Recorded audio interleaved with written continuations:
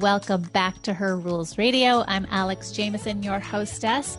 And today we have a very special guest who you just heard a moment ago, Lindsay Katt. So glad to have you here. You are the singer and creator of our beautiful song that is our theme song for Her Rules Radio. Whoop, whoop. Thank you so much for having me. Now, you are one of those incredible multi-hyphenate, multi-passionate creators in the world. I think the day I met you, actually, you were both the photographer and one of the performers at an incredible book launch event. And you are a professional artist, a performer, filmmaker, musician, singer-songwriter, in addition to creating our wonderful theme song.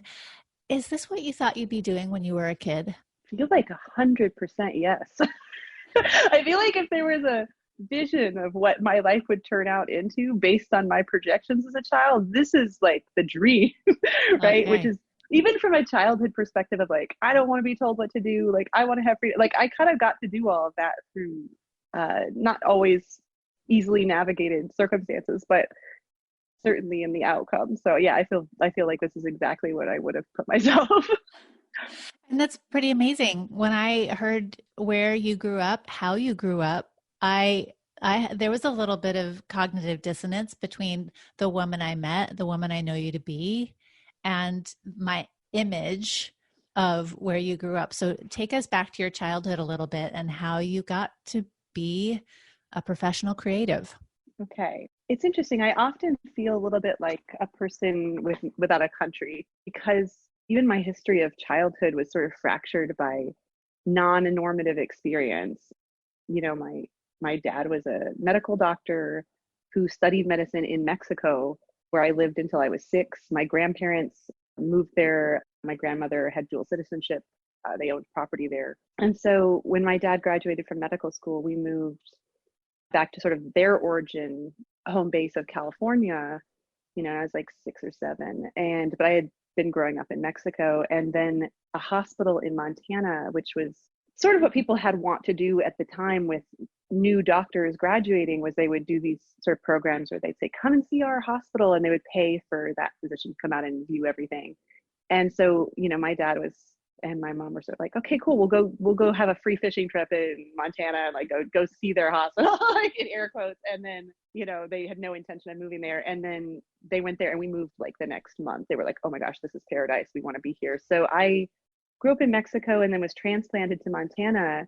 But because I wasn't born and raised there, that came with an outsider transplant story in and of itself. So even as a person growing up in Montana, I was the outsider from somewhere else. And then, you know, coming to New York, it's like that story of, oh, you're from Montana, and then that feels like a transit. So it's like none of those things I feel particularly any ownership of. I like to remind people that no matter who you are, you're always just a person in a place doing things. So I don't have any particular like, you know, identity laced to those places or people outside of the fact that I think the things that grow you and make you are the things that you spend time around. And I certainly spent a lot of time, you know, around the wonderful, wholehearted people of Montana and the artistic community there. So, you know, it certainly did influence me. But yeah, it was an interesting like transition between many different worlds that didn't naturally seem to lend themselves to one another. So did you go to an art school in Montana? Were your parents artists? How did you connect with other creatives growing up? So it's really interesting. My parents led very creative lives. My mother never worked vocationally as an artist, but everything about the way she engages with her community, her socializing, her, you know, fun, all of those things were through a lens of creative expression. And I think that's probably because my family's, one of their core values is that they're, you know, really interested people. And I think when you're really interested, it lends itself to being very interesting. And so if there wasn't something happening, they just make it happen. You know, so very creative people, lots of artistic expression, nothing really funneled again through the channel of this is going to be a vocational option. It was more like a way of life, like a way of enhancing your life and checking into your life. So we did a lot of community theater. When we were little, it was one of our family activities. You know, my dad was kind of known as the singing doctor because he sang in the hallways of the hospital all the time. And I really just absorbed, I think, a an attitude about how to be in the world creatively that sort of had nothing to do with selling art. Although I certainly knew from a young age that, I wanted to go in a professional direction. So much of my creative expression and engagement when I was a child had to do with, like, it wasn't for anything. There was no place to put it. There was no internet to project it onto when I was that age. We were just creating things for the sake of, which is where I learned how to do it. So I feel like strongly relate to that as a principal. And your school experience was complicated. Yes. So yes, you asked, I didn't go to art school. It's really interesting. In that element, I really did want to go to art school, actually. And I would have loved to go to a performance art, even camp. And it wasn't really something my parents had interest in engaging me with. Basically my takeaway was sort of like, be as creative as you want, but like, we're not going to put the family out so you can go do that, which, has its own pluses and minuses. I sometimes feel regretful that I didn't go and surround myself with more structural art community, but there's no one way to do it. It's kind of give or take. So I was homeschooled my entire academic career up until college. And then I studied sciences and a bunch of other fields of interest for me. I thought about going into medicine for a little while, psychology for a little while.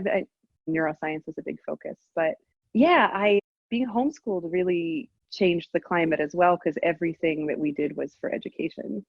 There was a sort of homogenized format to living your life or being in school, and it was definitely both all the time.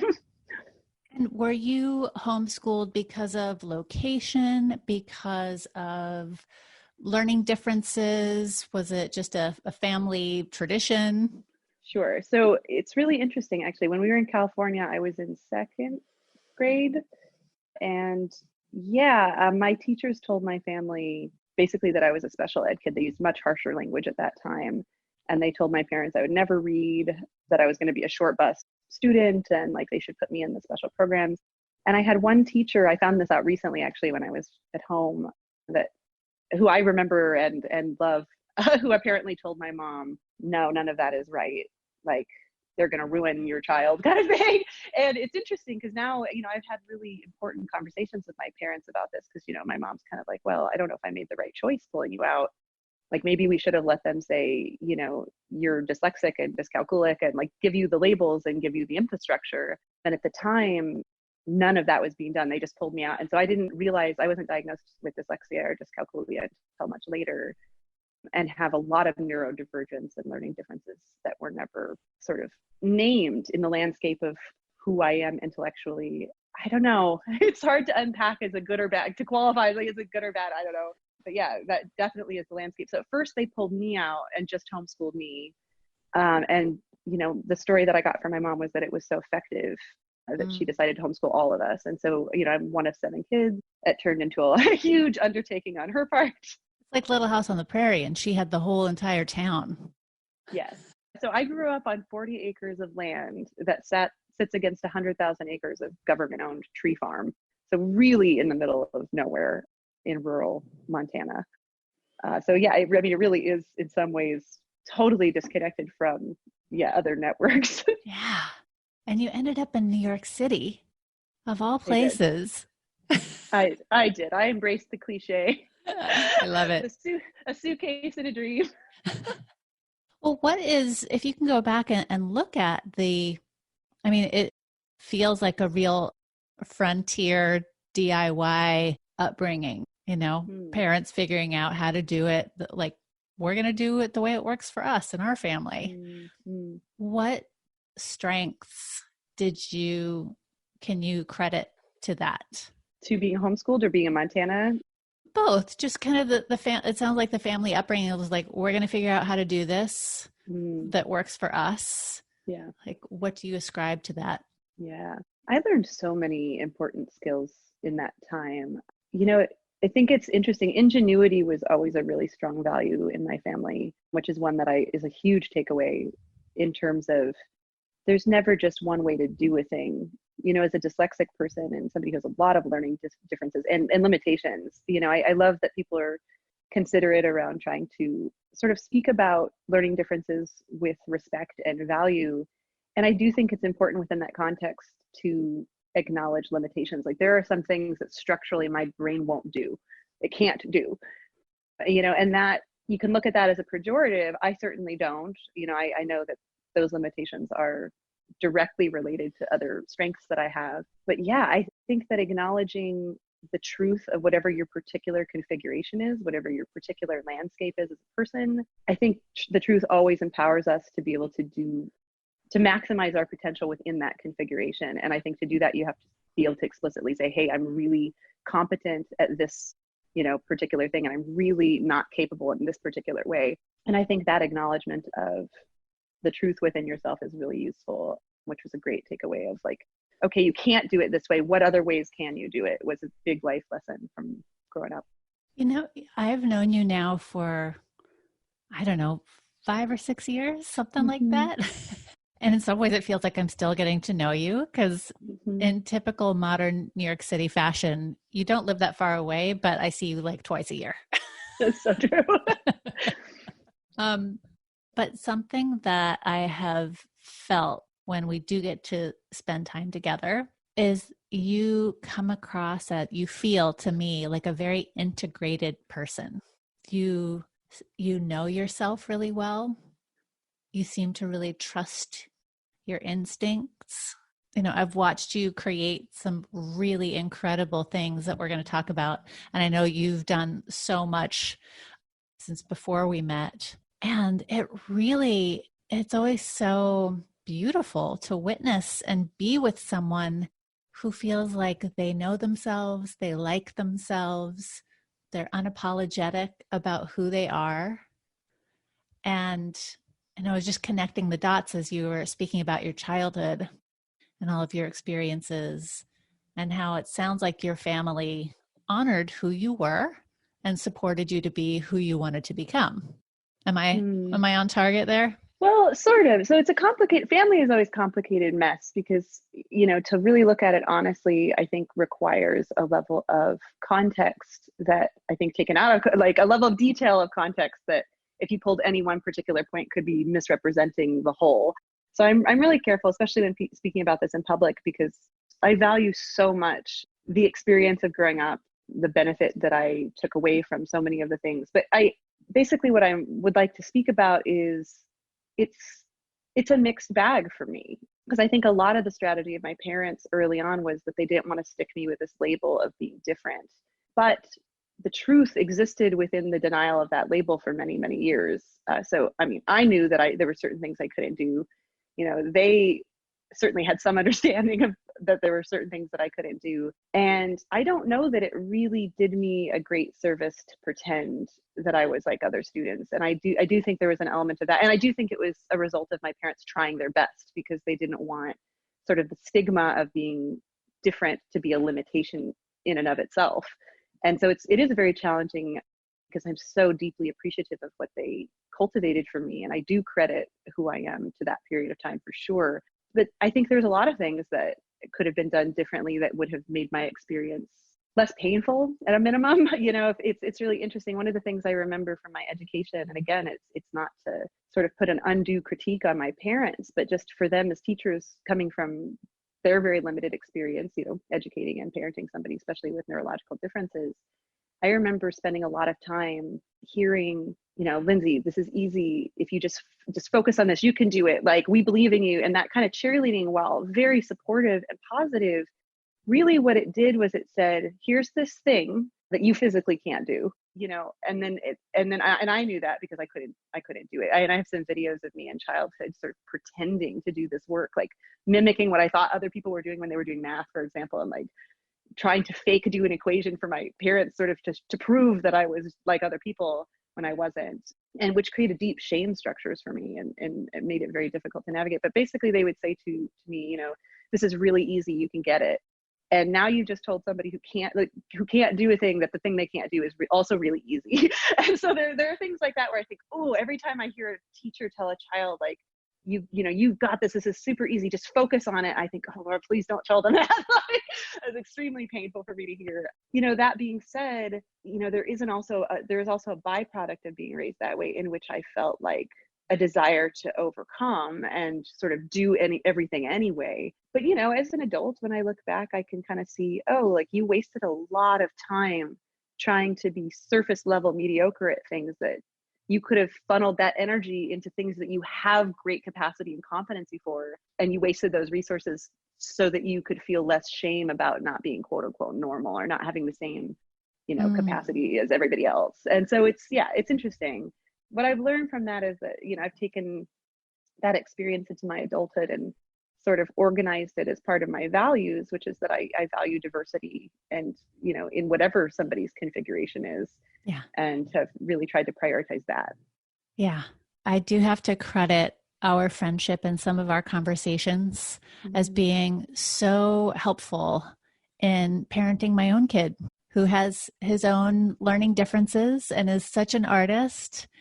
And it's been like, I'm even misting up thinking about it.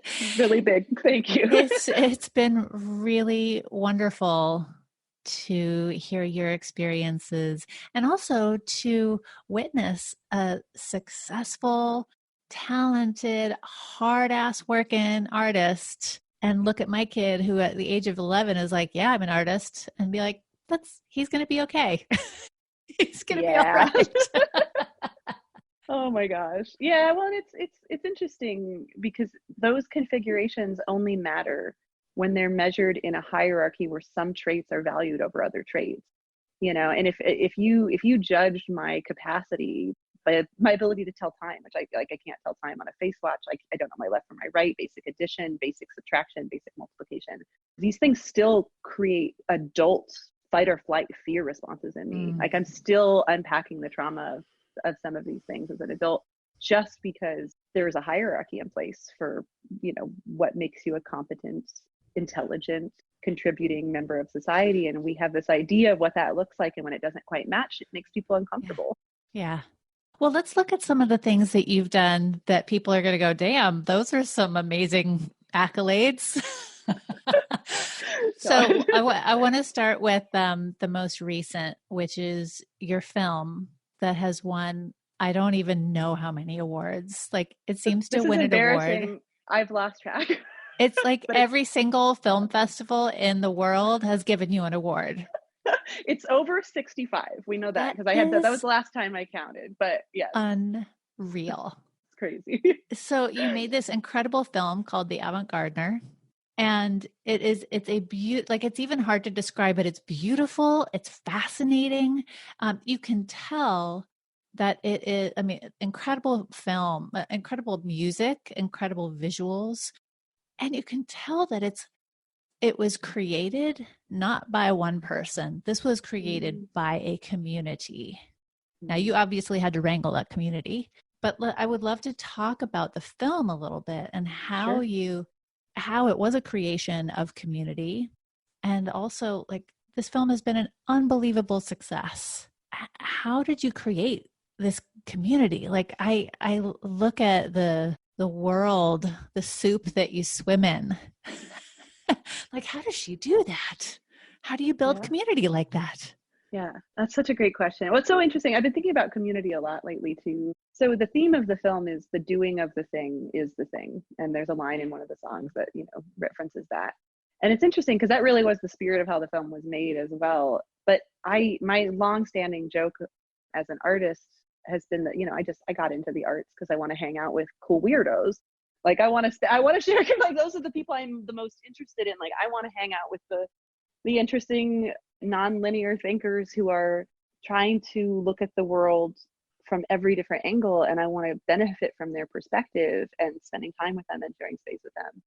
And what better catalyst for that kind of community than a big unmanageable project that is such a beast that requires all these human beings.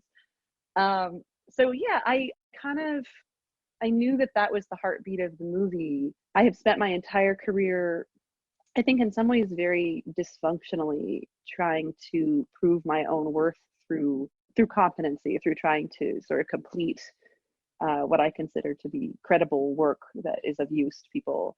and doing it by myself so that no one can take away the credit of that. I think that is a, direct product of being raised in a society that sort of demands that you prove your worth in order to be allowed to stay, which I think God, my heart hurts and my stomach is dry. I'm like, oh my God, I resonate with that so much.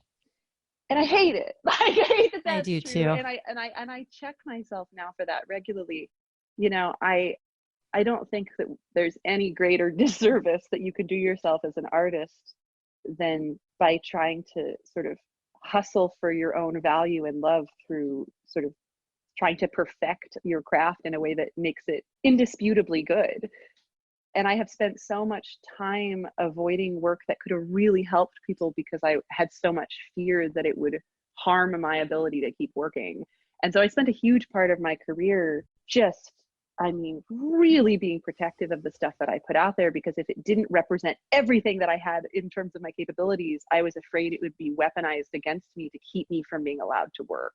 Where there was, because there was this story of like, people are going to take one look at you, and if they're not over the top, if they can't see everything you have available to you in that one moment, like they're going to lose interest, or they're going to essentially assess you by that one piece of thing that you put out, and that's what your shot will be. And I think that's just dead wrong. I think it's harmful. I think it's wrong. And I spent years dealing with that. And I think many artists do. And so by the time I got to the avant-gardener, I knew that I wanted to make that piece with some intentionality in the other direction, which is that, I had spent years working that way, and it wasn't fun for me anymore. It wasn't interesting. I knew what was there. And, I'm going to actually take a little sidebar here, because this is something that I've been thinking about that's interesting to me. I've been having a lot of conversations with friends in which we've discussed, changing the world, or like, do you want to change? And I have a couple of friends who don't really love my perspective on this, because people are like, well, how are you going to change the world? And it's like, well, I don't even know that I do want to change the world. And it's like, what do you mean? And it's like, well, here's the deal. Like, what I know now versus what I knew 5 years ago is exponentially more. What I know now versus what I knew 5 years ago is so much more, that when I try to picture myself 5 years ago giving someone advice and planning a future based on my limited knowledge of 5 years ago, I just want to shake my head. It's like, because the idea of I would be building from this completely, not even just imperfect, but inadequate place, in terms of if I was going to build an infrastructure based on that. So I think it's an interesting parallel. Girl, you and I hold on. First of all, you and I have the same exact thinking on this. I just wrote this down the other morning in my morning pages. I don't want to change the world. I just want to contribute my true self to it. Yes. That's where I'm at right now. Totally. Yes. So, because I'm just thinking like, no, like, because, and it's the reason that I hold a personal value of not trying to manipulate the world around me to the extent that we can successfully do that. Because when you do that, when you make a plan and you say, well, I want to go from here to A, what you do by doing that, sure, like I know that that's a thing I can do, that if I say I want to end up over here, that through a series of steps and whatever work that I can do, that I can end up there. That feels, like a given to me. If I want to make a movie, I can make a movie. If I want to write a book, I can write a book. But what I've limited myself to by saying I'm going to A is everything else that's better than A that I didn't know about. Right. So it's that thing of like, it is a paradox, because we are also living imperfectly all the time, right? So if you measured your entire action plan based on what I've just said, you wouldn't do anything either. Well, so you can't do that. Be like, well, I can't do anything anyway. Right, you're always right. You're always sort of in the state. So it's kind of that thing of like, I want to contribute from where I'm at. I want to engage in discourse and productive ideas and whatever is authentic and organic to where I'm at right now. And I want to be highly changeable and movable as I receive new information. So it's kind of some combination of those things. The guy who wrote that book, Sapiens, which is taking the world by storm, like about human nature and human history. He wrote this incredible piece 2 years ago saying that for our kids to be successful in 2050, like how we're educating them is completely wrong. What they really need to know how to do is how to change how to deal with change, how to reinvent Mm, themselves consistently, how to mm, have creative thinking skills, all of that yeah. stuff. Critical thinking, absolutely. Oh, critical thinking and creativity. Those were the top two things. So, okay, Mm. so do you think art can shape culture and change society? Well, to me, that's not there. I don't even have a question in my mind about that. I think it does. I think we have enough evidence to say sort of empirically that it does, you know, it, because an idea is extremely powerful and extremely contagious. And when you boil it down, art is an idea sort of manifested in some form. And I think ideas are extremely powerful and are what, I mean, it's what influences everyone. I do think it is a fun, again, like sort of chicken and egg cyclical dance in which, it's the life imitating art, imitating life, imitating art. Like it's all just reflections of itself. But yeah, absolutely do. I think art is extremely powerful. In fact, I was just speaking with a friend because we were talking about this. It's funny to watch different versions of the same conversation happen when new contexts arrive. I've been listening to artists all week talking about the value of art in pandemic. Every time a voice rises, another voice rises to meet it from a different perspective. And it's very interesting to watch play out in real time. But there's been this conversation of, people sharing a lot of art that they're making in isolation and, all of that. And I've very happily seen a lot of artists, letting people know how to support their work. Also say, including tip jars, including, here's a link to a support modality in which you can, contribute to this work.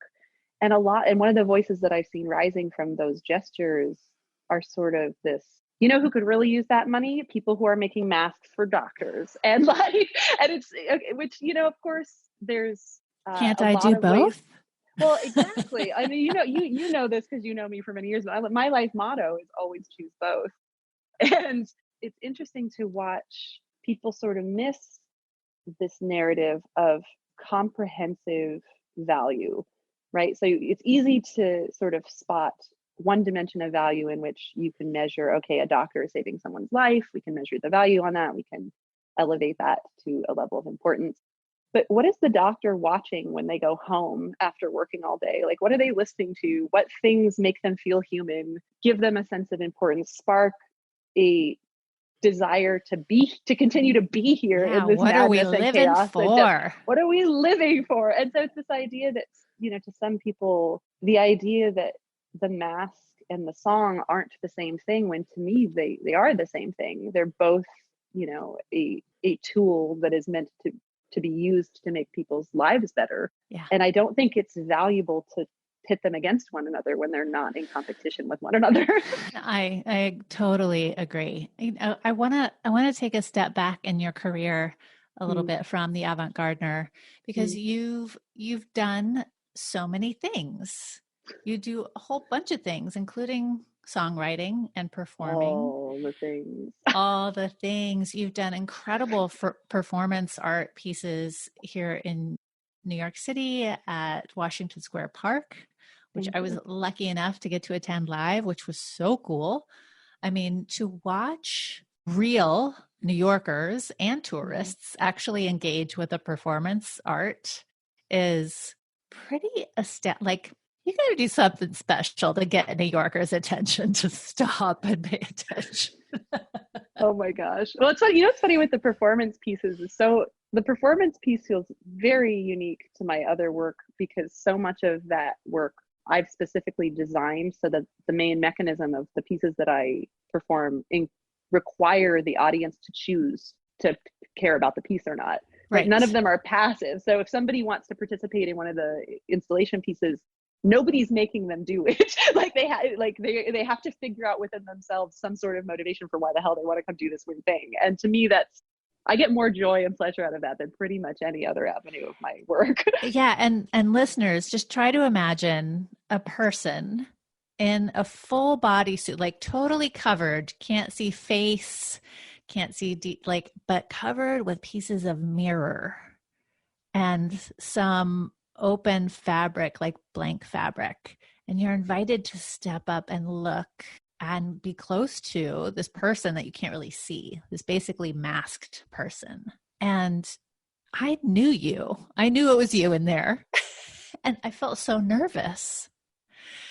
And it was an incredible opportunity to like shake up my concept of what's appropriate and being seen. Like I step up to engage with you in the middle of this public throng, and people are looking at me, looking at you.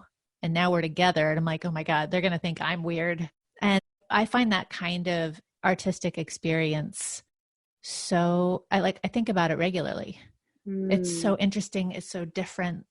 Yeah. And Well, because I think so much of that work is a comment on social barriers and social norms, things, because so much of who we are as, sort of a group mindset is that we care a lot socially about what our standing is and what other people think of us. Like our lizard brain is constantly assessing whether or not the group is cool with us doing whatever we're doing, because the part of our brain that says alone equals death cares greatly about if other people think we're so weird that they don't want to spend time with us anymore. yeah, That's a huge motivating factor.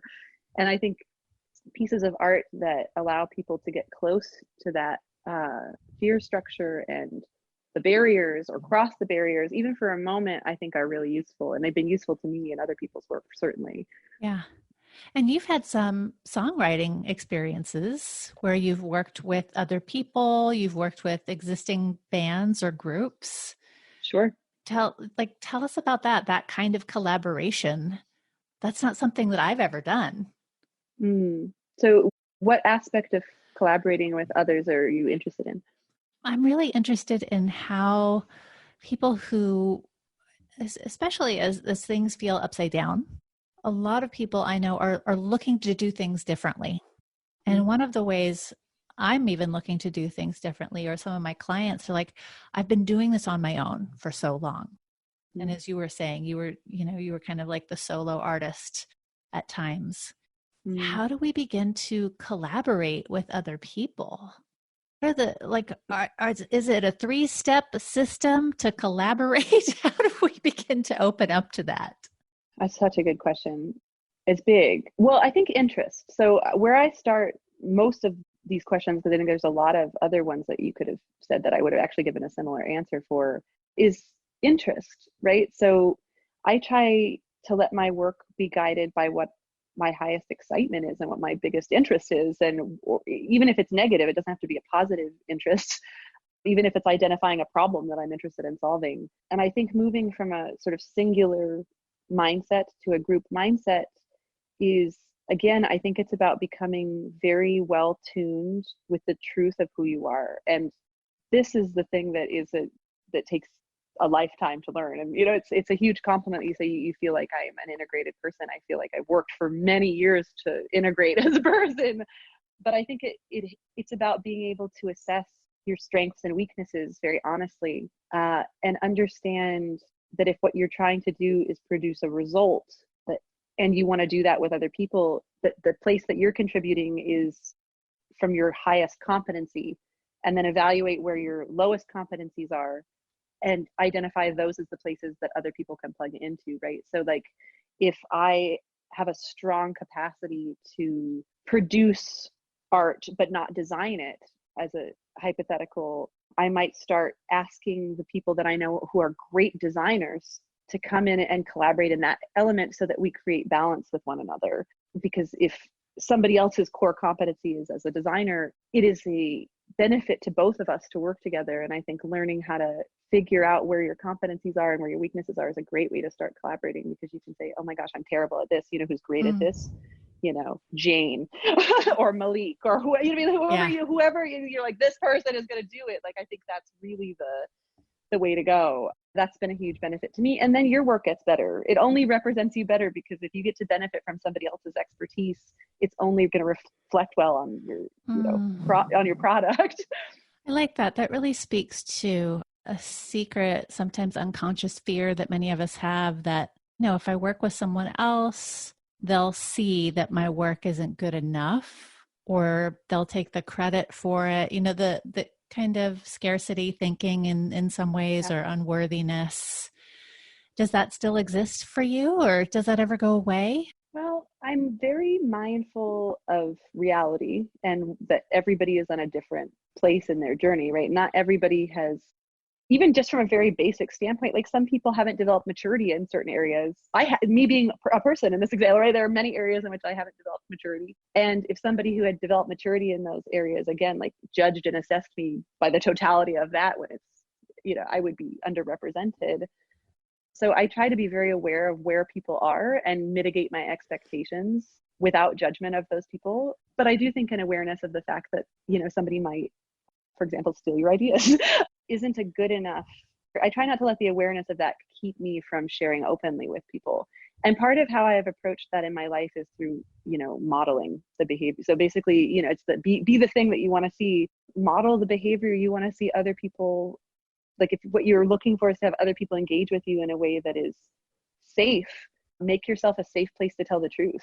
Like work on making yourself a safe place to have these things cultivated, and make the landscape that you're working with as fertile as possible for the things that you're interested in cultivating there. And so, it's interesting. Even I was talking about this with someone today, actually, but the idea that I especially when I'm in groups of women, will often ask them, hey, have you discovered any hacks for this problem that I've been having? And I remember a conversation a while back in which I was talking about the phenomena of women not having their ideas credited in meetings, for example, and sort of just, going back and forth with this group of women about, oh, this sucks. And somebody in the group went, no, we figured out how to fix that. And I said, go, like, tell me.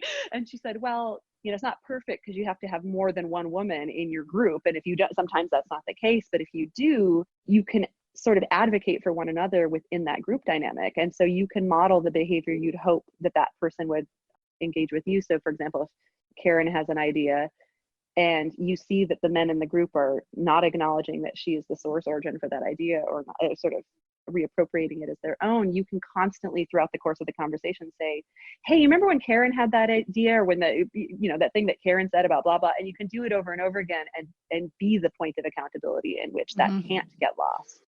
And so part of how I've tried to expand on that is by practicing it, and trying to be as open and unguarded of my ideas and collaborations as possible, and tried to make sure that when I have a source for material that I credit that person every time. Yeah. Now, do you ever experience creative blocks? And if so, how do you handle that? How do you get out of it? Oh, the misery of the creative block. Okay.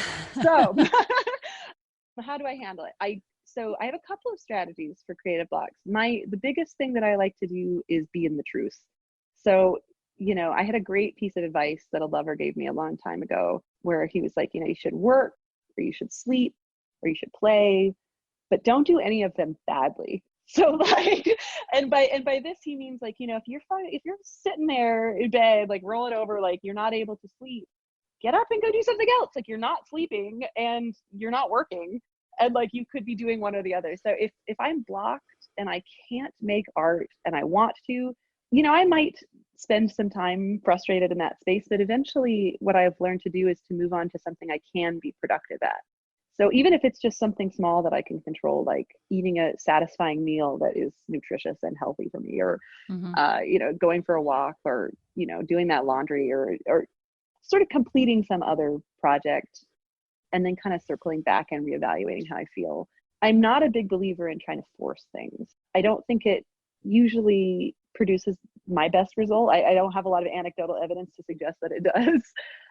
So when I get blocked, there's a phrase that I've been using for years, which is dot collecting before dot connecting. And sometimes I experience a block as, oh, you just don't have enough dots yet. And, artists are people. And I think that sometimes just being a person again for a little while is enough to sort of collect a little bit more, and then eventually kind of can plug it all back in together. Are there people or books that you go to again and again, like books that have inspired you, or thinkers or creators, or is it always just a constant absorbing of new material? I think it's a constant absorbing of new material. I don't have any specific go-tos that are like, I don't really have like a take me to church book where I, constantly circle back to the same thing. I tend to be very inspired by new input. So often what I will do is go put myself in a world of other creative energy. So I might go, for example, to unblock myself, read somebody else's masterpiece that is, like something I've been trying to get at. Not a specific book, but more like, this book has been recommended to me 18 times. I'm frustrated right now. Let me go sit in somebody else's sandbox for a little while and see what it's like to be in the flow when it is working. Like, just having an example of something working, I think, can be enough. And there are days when it's just not. Like, I think before we got on to this interview, I mentioned to you I had a terrible day yesterday. Terrible meaning nothing worked. My creativity was stilted. Every time I tried to press go on something messed it up. It felt like the whole world was against me. Now, of course, none of that is very represented by the, whole of reality, but it certainly felt that way. And, as much, I tried several times to turn it around, but I think something that's also helped me is giving myself permission to burn it to the ground and start again tomorrow. And so yesterday I did that. I'm like, you know what, this day is shit. I'm going to burn it to the ground and tomorrow we'll try again. Do over. And I did, and I feel great today. And, none of those blocks are there. And I feel like the sun is shining again and things are moving again, and it's part of it. And so I think that's really reassuring to hear. And I've heard the expression, every painter has 10,000 shitty paintings in them. You should get them out of you as fast as you can so you can get to the good ones. I painted yesterday and I'm like, wow, what I made yesterday was not good at all. All right, I'll try again. It's funny, Bob and I, my husband, were watching this time traveling show, and we were talking about like, what would we want to see if we could go back in time? And I had a new thought. My new thought was, I would like to go back and watch Bruce Springsteen or Michelangelo, like when they were first starting out. Like, I would like to watch them be really shitty, whatever it is that they're famous for now. I think that would actually like help calm my worry about not being good enough. Right. Well, I think it's one of the Foo Fighters said something like, the problem is that everybody wants to be great right away. Like, you have to go suck for a while. But to me, it's interesting because like I don't worry as much, I should say. I think about it sometimes still, about the stuff that I produce that isn't good. Like, I used to have talk about like art in relationships. I used to have a long-standing rule in all my relationships that if anything had my handwriting on it, I didn't want, my significant other to read anything with my handwriting on it, because I wanted to be able to write a bunch of bad shit to get to the stuff that's right. And, I can't remember who said it first, which is, never write and edit at the same time. Right. Oh, absolutely. But it's really interesting, and it applies to so much more than I thought initially upon hearing it, because, even the premise of sort of the example that you've just set up sort of implies that they were bad when they started and were better later.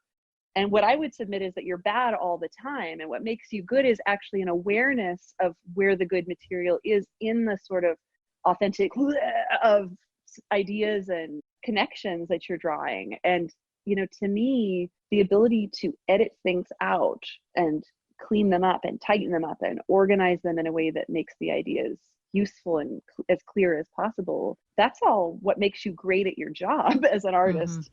Identifying where the utility is in things and how it'll be useful to people and how it will resonate with them. Often for myself, that process is based on what resonates with me.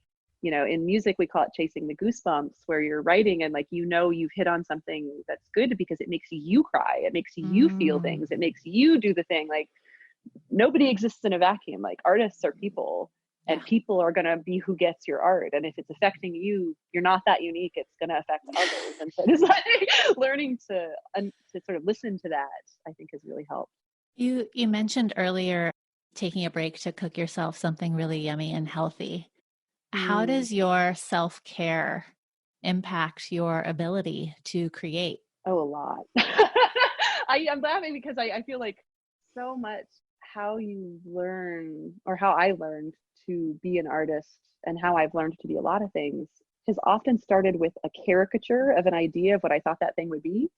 And so for a long time, it meant like, to write a good song, I needed to be in my artist costume as a person and like in a sacred, like deep space where I could cultivate the deep work of being an artist, or, you know, and be tortured and suffer. And like, none of that has to be practicing very basic You're going to be self-care. a heroin addict and Right. no. All exactly. No, but it's just like this caricature of what we think breeds the best creative work. And that caricature, in my experience, is not always true.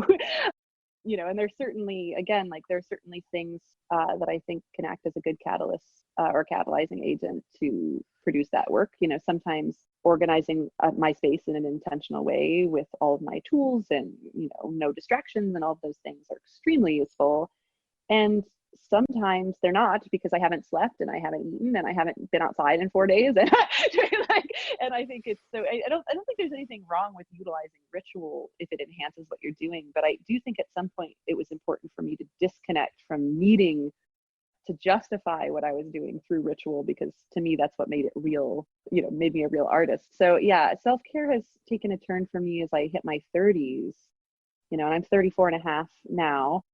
And I feel like when I, you know, right around 28 or 29, I started shifting sort of me hustling for my value through being hardcore and sort of depriving myself of the things that I needed in order to prove how capable I was, that I started learning how to enhance sort of my capacity through making sure that the tank was full. Like I didn't try to drive across the country on an empty tank anymore. And so I really try to be mindful of whatever is happening with me right now.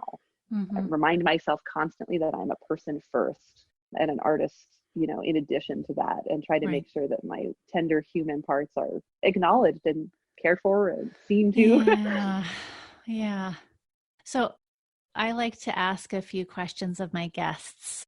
You know, this is called Her Rules Radio, where we are audaciously living life by our own rules. So, how did you have to break the rules to get to where you are now? Such a good question, Alex. Oh, I love this question. Okay. Oh, well, I think, God, there's so many places. I think there was a lot of consensus growing up for me that to learn how to do a thing, somebody had to teach it to you, which never resonated with me because I am a very nonlinear thinker and it takes me a long time and a usually very roundabout way to get to the same place as other people. And so I never studied music or art or any of those things vocationally. And I think that there's a huge benefit, to studying those things vocationally. I was just thinking my business partner, Yakov, who I made the film with, you know, studied music at Berkeley and is just an exceptional musician. And in many ways, just exponentially more technically proficient at playing other people's work than I am. And I think a limitation of that kind of education is that you learn how to be somebody else's voice and don't necessarily learn your own voice in that methodology. And I think it depends on what you want to do. Like if you don't want to write your own songs, I think it totally behooves you to study how to play other people's songs. And I think it can also make the room really noisy. So one of the places that I've often broken the rules is in honoring whatever specific needs that I have that might be different from other people. And sometimes it's not a thing that goes over well because it makes people uncomfortable or they feel challenged. My mom and I spoke about this recently because she's been a very active leader in sort of the environmentalist sort of consciousness in her community in terms of, you know, she's been packing her own metal straw with her for many, many years. And, you know, we were talking about this, the phenomena that happens sometimes when, you know, you pull out a metal straw and all of a sudden everyone is mad at you because they think you're judging them because of the choice you're making to do a thing.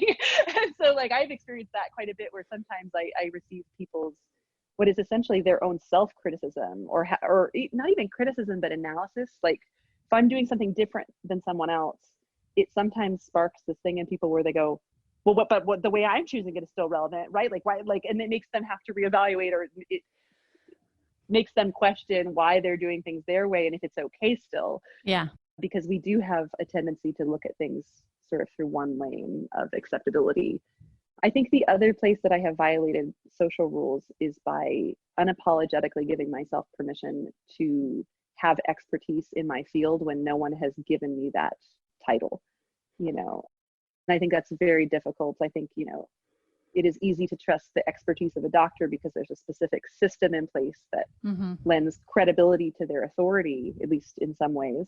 And I think it is very looked down upon in many ways to take an inventory of sort of what you have access to and say, hey, like, I actually do have expertise in this area, even though nobody is granting me that. I actually do have, competency here, even though no one is granting me that. And I feel like that has served me very well. So flip side to that question, what rule did you follow to get to where you are now? No rules. I don't know if it's really a rule, but I have really been consistent about honoring what is authentic. I think that is a rule that I set for myself pretty early, which is that I wanted to live in the truth, not even just with other people, just for myself. Like I wanted to honesty. Be that's a big one. Yeah. So I have tried to follow that as well as I've been able to. And I've certainly let myself down on multiple occasions in which I have caught myself in, disingenuous or dishonest intentions or motivations or actions. But that is one I work really hard on. Yeah. Well, the last question, and maybe this speaks to what you were just saying, but how do you decide to follow the rules or break the rules? Like, how do you decide to do it your way? Well, I think some of that is, I don't know if you've heard the phrase, the sort of strong convictions loosely held. Yes. I love to be wrong. Being wrong is maybe my favorite thing because it reminds me that you can be right. The moment you acknowledge that you were doing something in an ineffective way, you open up and maximize the potential for the possibility that you could do something much more effectively than you were doing it before. And so when I make my sort of adjustments, it's often based on outcomes. I might look at the modeling of a certain system and say, hey, that outcome is very similar to the one I'm interested in. What particular things are they doing that are, causing this outcome? And I might, look at those strategies and make changes.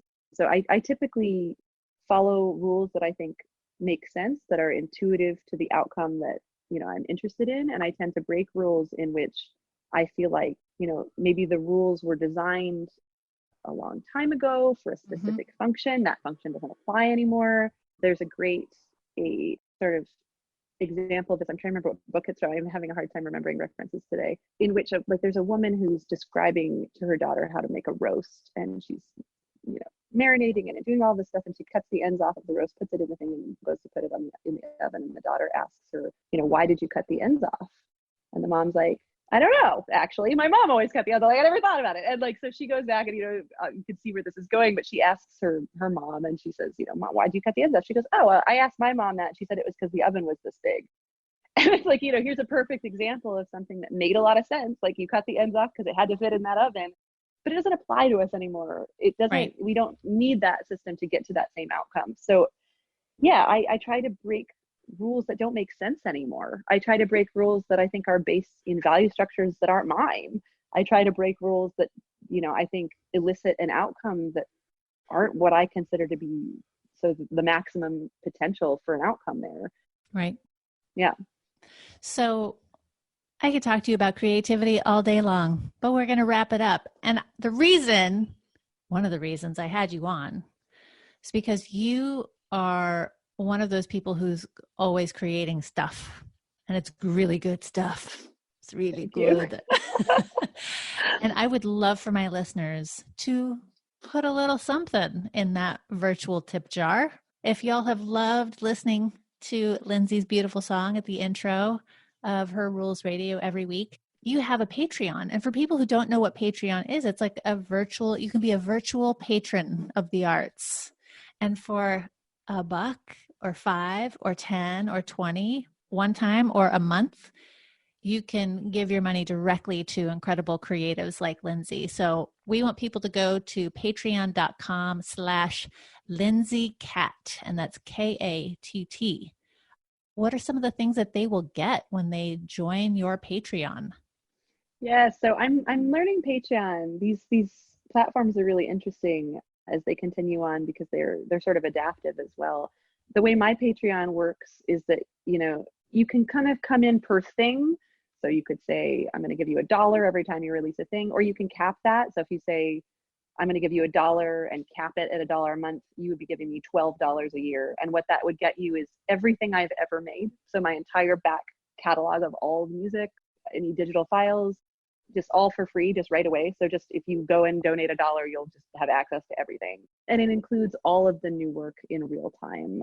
I love the Patreon community because it doesn't feel like the one-dimensional sort of archetype of, you know, an artist on a pedestal and like everybody sort of looking to them for their art. It feels like everybody on the ground together, in the trenches together, sort of being in an experience together. You know, the patrons who are there are there because they want to be a part of something bigger, not necessarily because they're interested in buying the one song. Like if they were doing that, they could just buy the one song. I think that it's really a great model for people who are interested in seeing a bigger shift happen in the way that we participate in the art that we consume. And I love that. So you awesome. Yeah. Listeners, go to patreon.com/Lindsay Katt, Katt, or you can follow her at Lindsay Katt on Instagram. Thank you so much for the beauty that you bring to our lives, for the sound you bring to our ears. It's such a pleasure to have you here. Thank you so much, Alex. Right back at you. Yay.